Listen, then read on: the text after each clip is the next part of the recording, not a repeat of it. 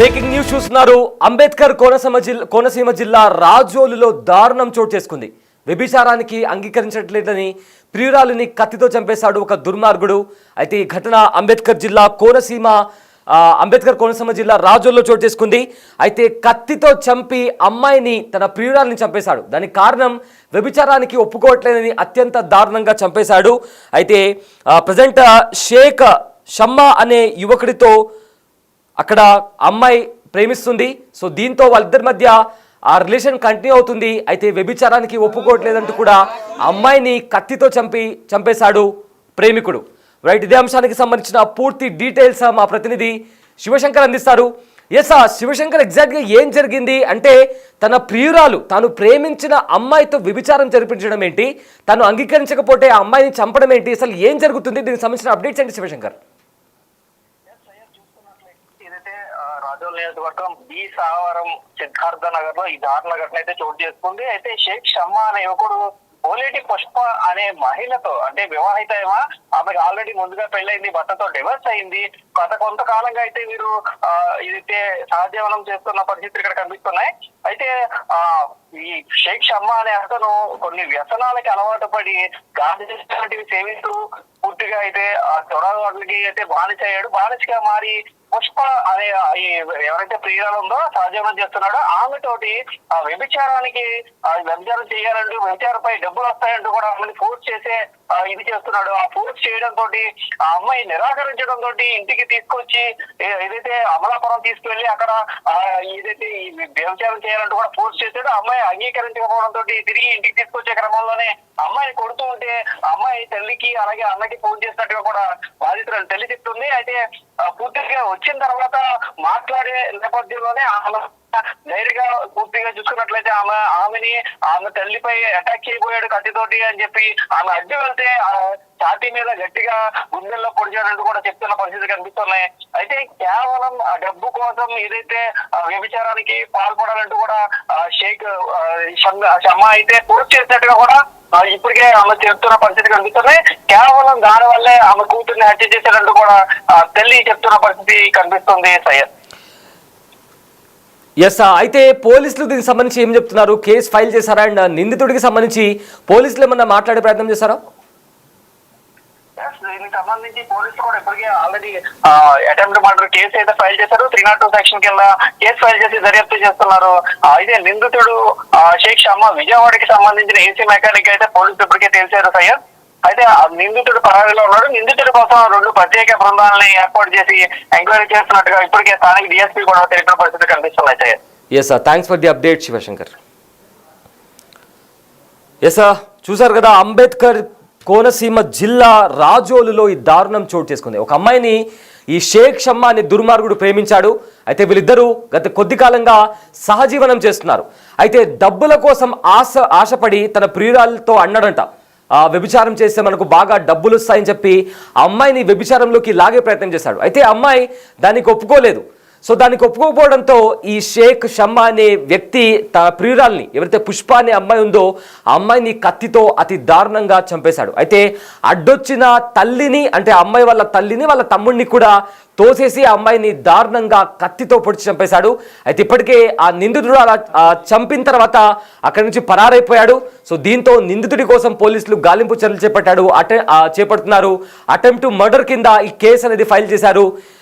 ప్రేమించిన అమ్మాయి ఆల్రెడీ అమ్మాయితో సహజీవనం చేస్తున్నాడు. అంటే ఆ అమ్మాయి వాడిని ఎంతలా నమ్మి ఉంటే తనతో సహజీవనం చేస్తుంది.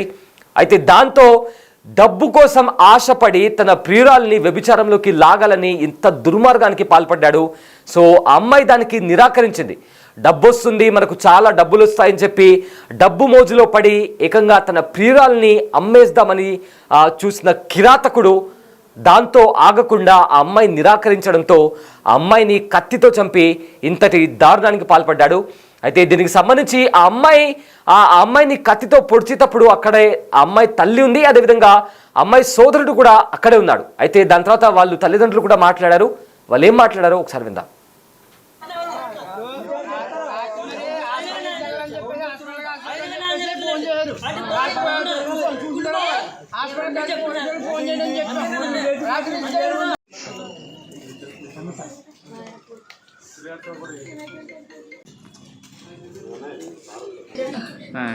కాకినాడ పని ఉందనేసి వెళ్ళారు.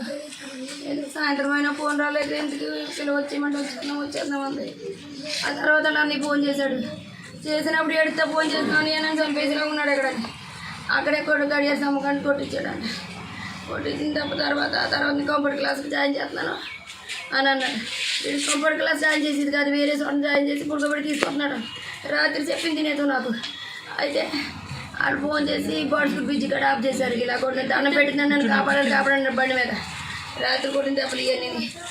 అయితే వెళ్ళాం మేము. ఆర్డర్ గారు పండించుకుని బండి లేదు మా ఇంట్లో పని చేస్తాను. వాళ్ళు ఆర్డర్ గారు పండించుకుని పిల్లడు నేను వెళ్ళినప్పటికీ ఆడు వెళ్ళిపోయినప్పుడు మళ్ళీ అన్నింటికి తీసిన తర్వాత అక్కడ అమలాపురంలో వేసారు అన్నాను. అప్పుడైనా బతికినేవు నా కూతురు. అమలాపురంలో వేసారు అన్నాను. ఇంటికి రానివద్దమ్మా అన్నదే. అన్నింటికి రానివద్దు అన్నది. ఇంటికి రానివద్దు అన్నది. వచ్చాడు. వచ్చిన తర్వాత ఏంటి అది అంటే రేపు పొద్దున్న మాట్లాడుతూ ఉన్నాను. ఆడప్పటికే గంజా చేసేసాడు. గంజా కొట్టాడు. సిగరెట్ కాల్చినాడు. ఇంట్లో కాల్చి బయటికి వెళ్ళిపోయి గంజా అనేసి అంటే బయటికి వెళ్ళాడు. బయటికి వెళ్ళినప్పటికీ ఆడు ఇంట్లో అప్పటికే తీసుకున్నాడు. ఇంటి ఎదురు అన్నప్పుడు మంచం మీద కూర్చున్న ముగ్గురు మనం ఆడ ఉన్నట్టుండి తోలిపెట్టేశాడు. తోలిపెట్టేసి పిల్లడు పీక్ మీద పెట్టాడు. పిల్లడు మీ పిల్లలకి గెంటినప్పుడు అక్కడ నన్ను పొడిచాడు. తర్వాత పిల్లలు పొడిచేసాడు.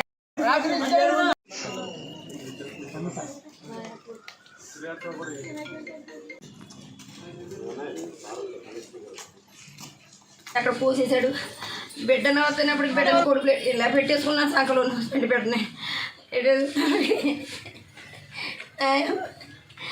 సాది రోజులు కూడా చేస్తాను. పీక్కాడికి గంజా చేసినాను. మేము అప్పుడే పోయాము.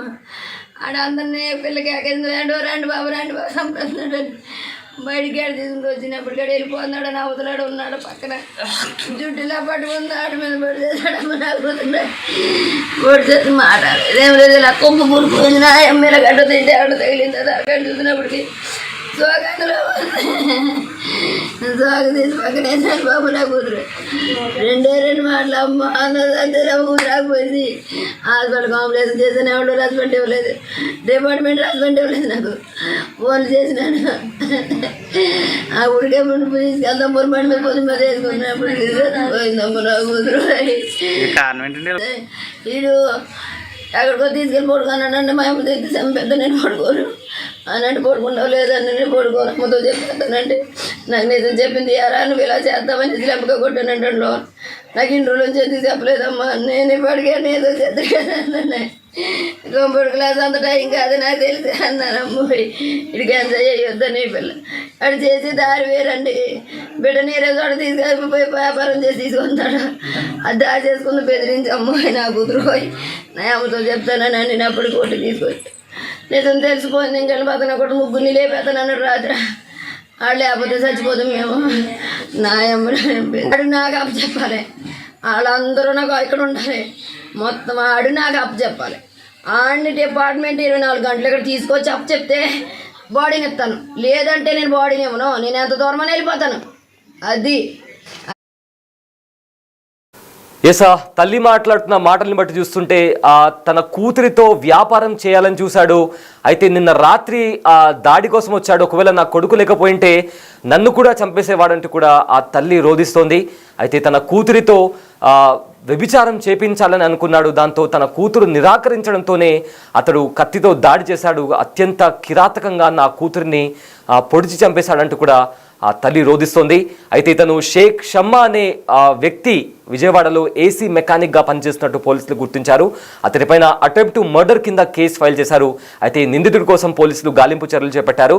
అక్కడ రాత్రిపూట తల్లి ఇంకా సోదరుడు ఎవరైతే అమ్మాయి పుష్ప చనిపోయిందో వాళ్ళు ఒక ఇంట్లో ఉంటున్నారు. అయితే అంతకంటే ముందే ఈ షమ్మా అండ్ పుష్ప వీళ్ళిద్దరూ సహజీవనం చేస్తున్నారు ఒక ఇంట్లో. అయితే వీళ్ళిద్దరి మధ్య చాలా రోజుల నుంచి కూడా వీళ్ళిద్దరు కలిసి సహజీవనం చేస్తున్నారు. అయితే డబ్బు వస్తుంది వ్యభిచారం చెయ్యి అంటూ కూడా ఆ ప్రియురాల్ని తను తరచూ వేధిస్తూ వచ్చేవాడు. సో దీంతో ఆ అమ్మాయి ఒప్పుకోలేదు. దీని కారణంగానే చంపేసినట్లు కూడా ఇప్పటికే మనకు వస్తున్న సమాచారం. అయితే ఇప్పటికే పోలీసులు అతని పైన అటెంప్ట్ టు మర్డర్ కేసు కింద ఫైల్ చేసి ఇన్వెస్టిగేషన్ స్టార్ట్ చేశారు.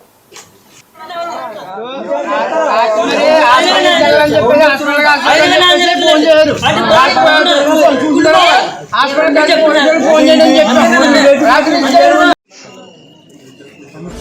The big folk night 2025 celebrating the soul of Telangana. August 23 సాయంత్రం 6 గంటల నుండి ఎల్బీ స్టేడియంలో. టికెట్స్ బుకింగ్ కోసం ఎంట్రీవాలా యాప్ను